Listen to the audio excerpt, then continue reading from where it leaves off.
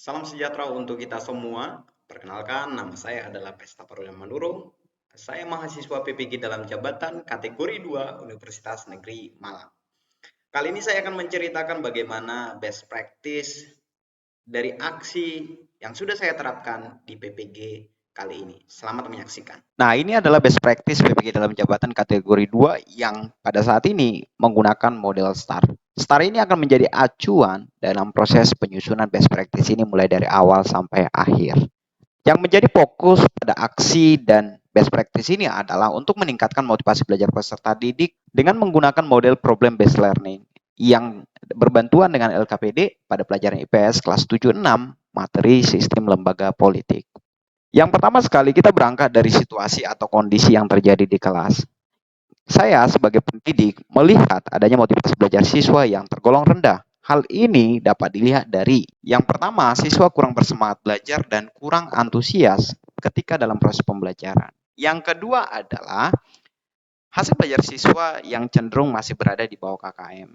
Yang ketiga, dalam proses pembelajaran, peserta didik berperan pasif dan hanya mendengarkan ceramah dari guru. Siswa tidak banyak dilibatkan dalam proses pembelajaran. Dan yang keempat, selain faktor dari siswa, tentu kurangnya motivasi ini juga bisa jadi disebabkan oleh faktor dari guru, yaitu guru yang cenderung hanya menggunakan model ceramah tanpa menggunakan model-model terbaru yang itu melibatkan siswa. Ketika siswa tidak dilibatkan dalam proses pembelajaran, maka akibatnya adalah siswa kurang memahami pembelajaran dan membuat mereka memiliki nilai yang berada di bawah KKM. Nah, yang kedua adalah tantangan. Apa yang menjadi tantangan yang saya hadapi ketika mau proses melaksanakan aksi ini? Yang pertama, siswa belum terbiasa dengan model PPL karena memang PPL ini hanya masih saya lakukan ketika proses PPG ini. Yang kedua, melibatkan peserta didik aktif dalam proses pembelajaran. Yang ketiga, pemilihan model pembelajaran yang inovatif dan itu harus sesuai dengan materi. Dan yang keempat, membuat LKPD semenarik mungkin yang berharap LKPD ini bisa memacu minat si siswa dalam proses belajar. Dan bagaimana mendesain LKPD juga menarik, memancing berpikir kritis dari siswanya. Dan yang kelima adalah menyiapkan penyelidikan yang kontekstual sesuai dengan materi pembelajaran. Masih dalam aspek tantangan, siapa saja yang terlibat? Yang pertama adalah peserta didik sebagai target utama dalam proses PPL ini. Yang kedua adalah dosen dan guru pamong sebagai pembimbing. Yang ketiga, kepala sekolah yang memberi izin. Dan yang keempat, wali kelas dari peserta didik yang merupakan target PPL. Dan yang kelima, rekan guru yang membantu proses pelaksanaan PPL ini. Kita ke yang ketiga yaitu aksi. Langkah-langkah yang dilakukan dalam menghadapi tantangan tersebut, yang pertama adalah pemilihan media pembelajaran yang inovatif. Strategi yang dilakukan guru adalah memilih media pembelajaran yang inovatif berupa video dan PowerPoint yang dibuat menggunakan aplikasi Canva. Proses pembuatan media dimulai dengan guru mencari gambar dan template yang menarik pada aplikasi Canva. Sumber daya yang diperlukan adalah kemampuan guru dalam membuat PowerPoint melalui laptop. Berikutnya adalah pemilihan model pembelajaran. Strategi yang digunakan guru adalah memilih model pembelajaran yang sesuai dengan karakteristik materi dan karakteristik peserta didik. Di sini guru memilih model pembelajaran PBL yang berbantuan LKPD. Proses pemilihan model didasarkan pada sintak model PBL yang dapat mengarahkan peserta didik untuk berpikir tingkat tinggi dan meningkatkan motivasi siswa.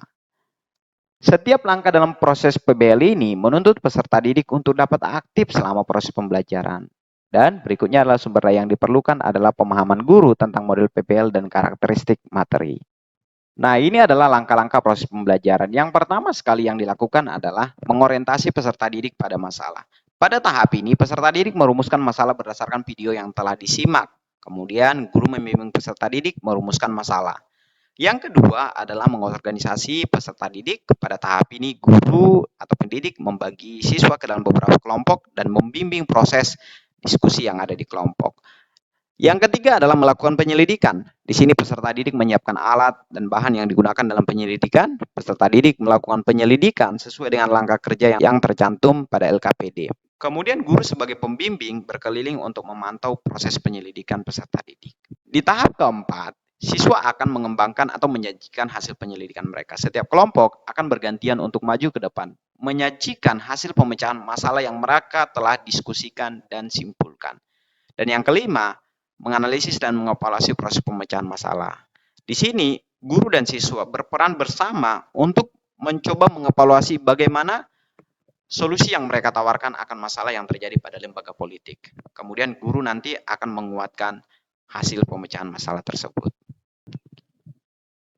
Berikutnya adalah dampak yang dirasakan. Yang pertama, terlihat jelas bahwa siswa lebih aktif dan lebih bekerja sama, lebih terlibat dalam proses pembelajaran. Mereka saling bekerja sama satu dengan yang lainnya, bertukar pendapat, kemudian menemukan solusi untuk permasalahan yang diberikan oleh guru. Yang kedua, pembelajaran tidak menjenuhkan, berjalan sangat aktif dan sangat efektif. Pemilihan media pembelajaran dan bahan ajar yang menarik dan dipadukan dengan pembelajaran berbasis TPACK berupa video dan LKPD pembelajaran itu mampu mendorong motivasi siswa. Berikutnya adalah bagaimana rencana tindak lanjut saya sebagai pendidik. Menurut saya, model belajar PBL ini sangat efektif untuk melibatkan siswa dalam proses pembelajaran. Di sini, guru tidak hanya mengajar satu arah, yang membuat siswa kadang bosan mendengarkan guru untuk berceramah. Di sini siswa lebih efektif untuk menemukan apa yang mereka pelajari, menemukan suatu masalah, kemudian mencari solusinya. Dan ini bisa mendorong berpikir siswa ke arah tingkat tinggi. Yang terakhir adalah bagaimana respon orang lain terkait dengan strategi yang saya lakukan. Ini adalah guru SMP 21 Pekanbaru, beliau atas nama Penny Angelia ST. Beliau bercerita suatu ketika pernah bertanya kepada siswa bagaimana pembelajaran dengan saya sendiri. Kemudian siswa menjawab pembelajaran dengan saya sangat menyenangkan karena siswa terlibat aktif dan pembelajaran jadi lebih mudah dipahami. Menurut saya yang Pak Ruli lakukan memang sangat bagus. Pembelajaran melibatkan siswa ditambah dengan model belajar yang menarik serta menggunakan IT ketika proses belajar di kelas. Dan beliau juga mendesain perangkat mengajarnya sangat menarik dengan menggunakan IT. Ini adalah serangkaian best practice yang saya lakukan. Terima kasih telah menyaksikan video kali ini.